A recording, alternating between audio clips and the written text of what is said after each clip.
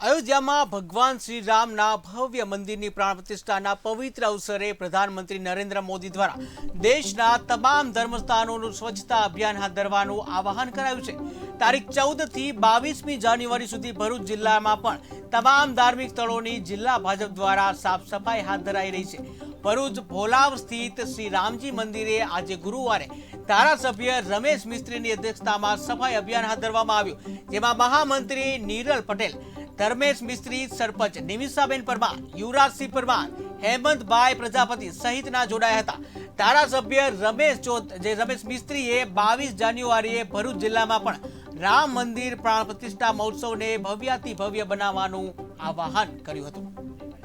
યશસ્વી પ્રધાનમંત્રી શ્રીમાન નરેન્દ્રભાઈ મોદીના વરદ હસ્તે તારીખ 22 જાન્યુઆરીએ અયોધ્યા ખાતે ભગવાન રામની પ્રતિષ્ઠા થવા જઈ રહી છે। આહવાન આપ્યું છે 14 જાન્યુઆરીથી 22 જાન્યુઆરી સમગ્ર દેશમાં તમામ મંદિરોની સાફ સફાઈ ઝુંબેશ હાથ ધરવામાં આવે। એના ભાગરૂપે આજે ભોલાવ ગામમાં રામજી મંદિરમાં સફાઈનો કાર્યક્રમ કરવામાં આવ્યો છે। પહેલા પણ મોઢેશ્વરી માતાના મંદિરે સફાઈ અભિયાન કરવામાં આવ્યું, જાડેશ્વરમાં પણ સફાઈ અભિયાન જાનકી આશ્રમમાં કરવામાં આવ્યું। છેલ્લા 14 જાન્યુઆરીથી વિવિધ વિસ્તારોમાં મંદિરો સફાઈના કાર્યક્રમો ચાલુ, હજી 22 તારીખ સુધી પણ આ અભિયાન ચાલુ રહેશે અને 22મીએ ભગવાન રામની કીર્તિને અનુરૂપ ભવ્યથી ભવ્ય એમનો જે પ્રતિષ્ઠા મહોત્સવ છે એમાં સૌ લોકો